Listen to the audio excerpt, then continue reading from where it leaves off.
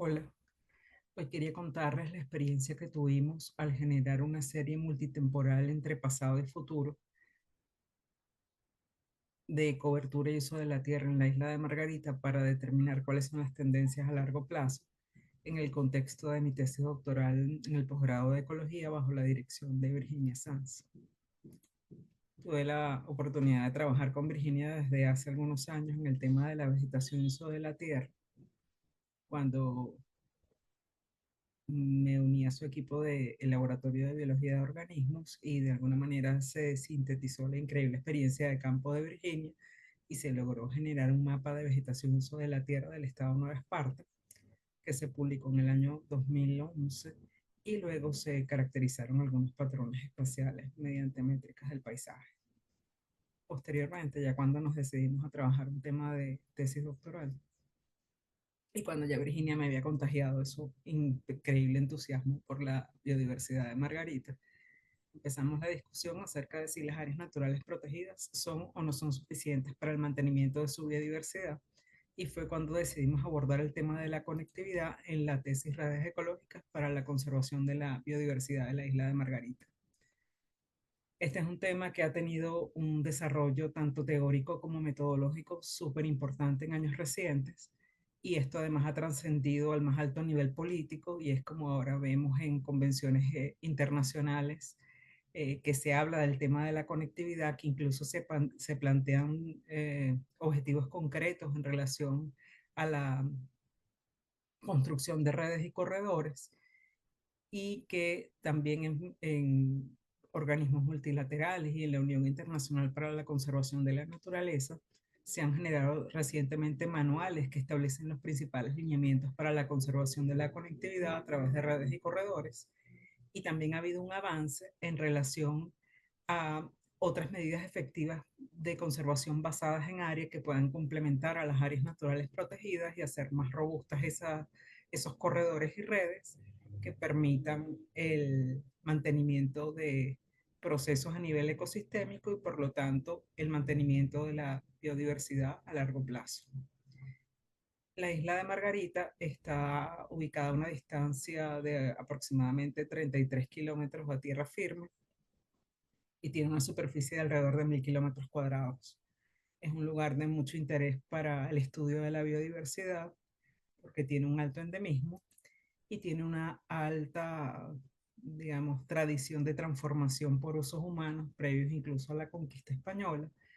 Las principales actividades económicas de la isla tienen que ver con la pesca y la agricultura, y esto cambió radicalmente en los años 70 del siglo pasado, cuando se creó una zona franca y puerto libre, y estas medidas fiscales impulsaron muchísimo actividades comerciales, el desarrollo de infraestructuras y el crecimiento del turismo, lo que convirtió a Margarita en uno de los principales destinos turísticos de Venezuela,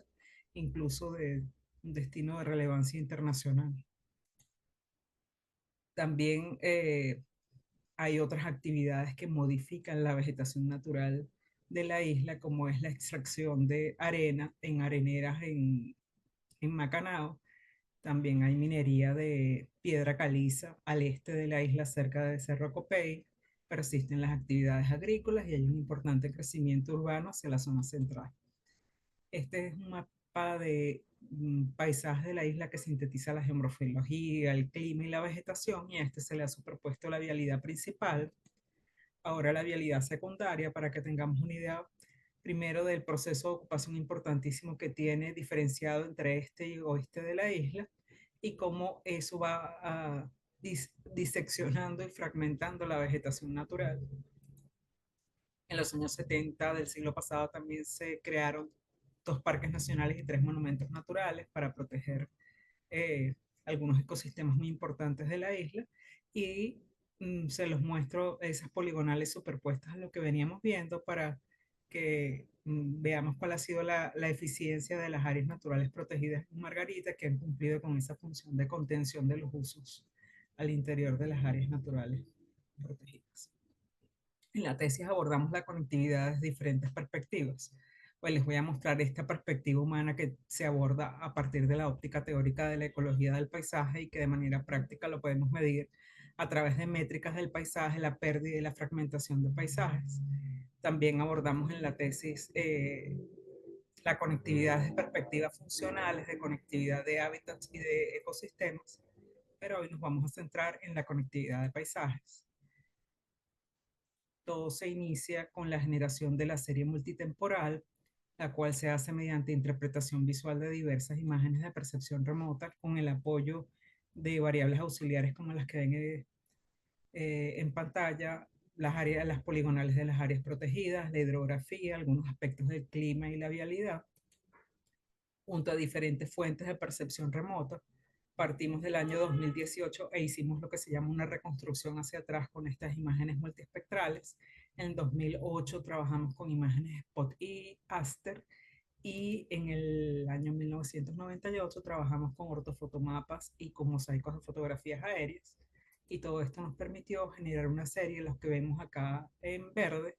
una serie desde el año 98 hasta el 2018 y luego establecer cuáles son los cambios entre esas fechas. Para continuar con la creación de la serie multitemporal, en la ventana que nos habíamos planteado fue necesario hacer uso de técnicas de predicción basadas en geografía celular, que son cadenas de Markov, regresión logística y autómatas celulares. Esta última técnica es de la que de alguna manera engloba el uso de las dos anteriores. Un autómata celular es un área de vecindad en torno a una celda, es un conglomerado de objetos simples que responden a un conjunto de reglas locales y que pueden producir comportamientos complejos. Estas técnicas tienen en común que operan en pasos discretos. En este caso, las cadenas de Markov, en el ejemplo, nos muestra cómo el estado del sistema en un tiempo posterior depende del estado del sistema en el tiempo anterior y de una matriz de transición.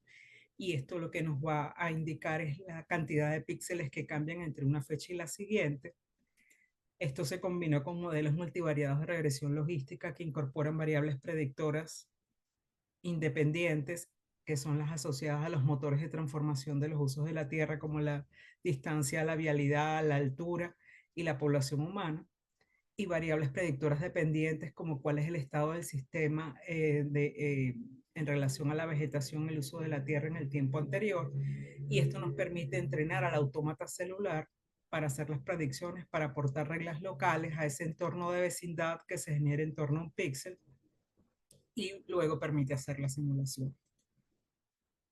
Entonces acá vemos cómo a partir de la detección de cambios se generan matrices de probabilidad de transición. Esto nos indica la cantidad de cambios que va a haber globalmente.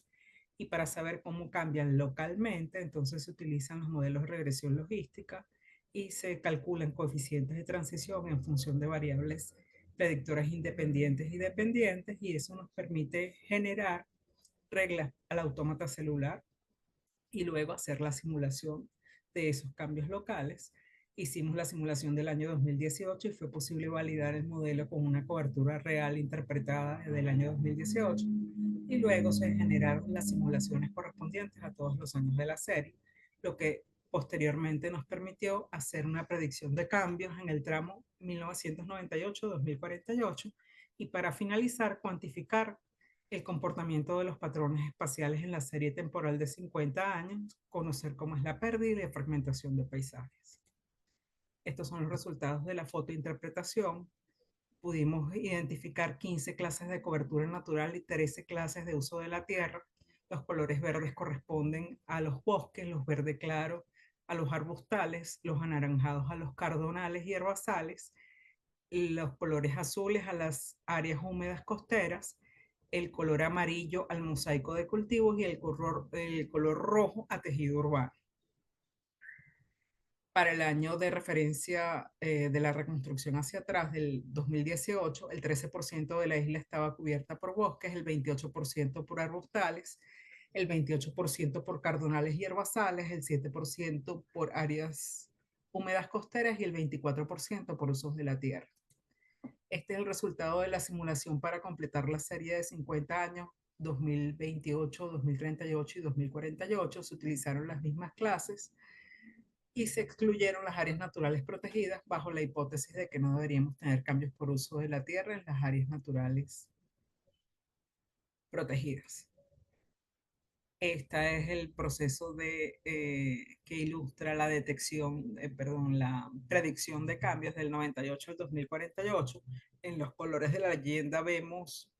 las coberturas que permanecieron estables a lo largo de la serie y en morado las zonas de cambio. Si lo vemos a la derecha, vamos a observar mejor las zonas de cambio en color morado y las zonas de estabilidad en color gris.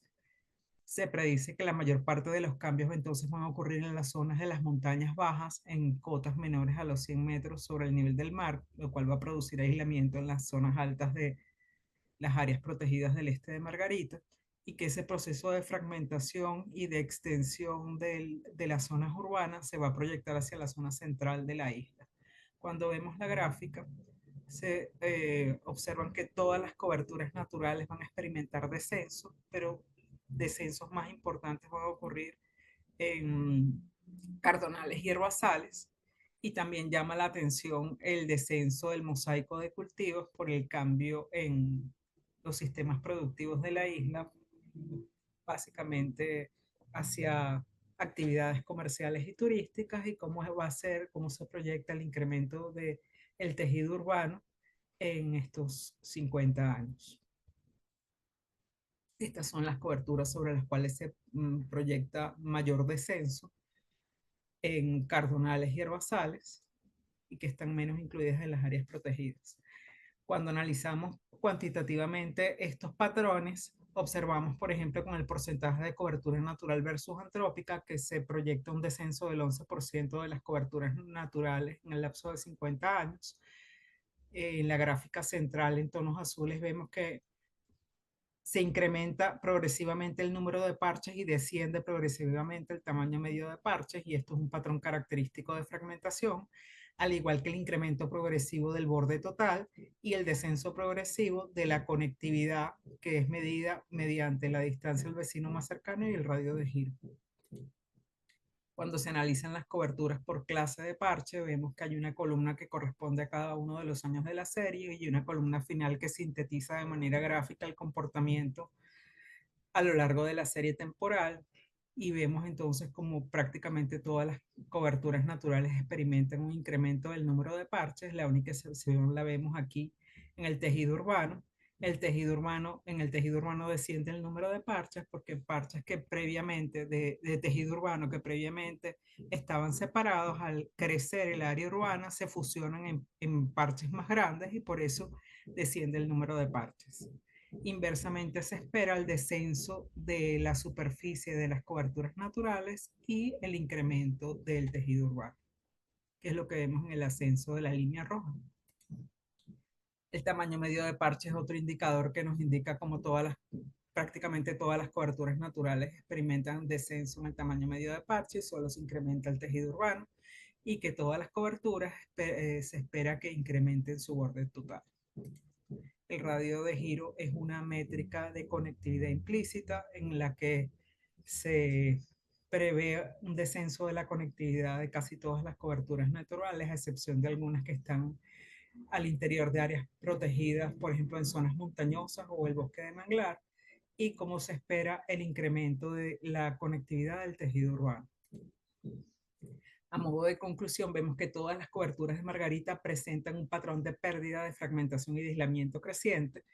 Para el año 2048, fuera de las áreas naturales protegidas, se proyectan pérdidas de alrededor de 3% de bosques, de 8% de arbustales, 24% de cardonales y herbazales, y todo esto en relación a las superficies del año inicial, que fue el 1998.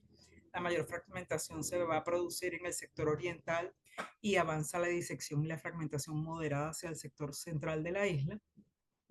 Y esperamos que con la creación de la Reserva de Fauna Silvestre de Macanao se proteja de estos procesos de fragmentación e aislamiento gran parte de la península de Macanao. Muchas gracias.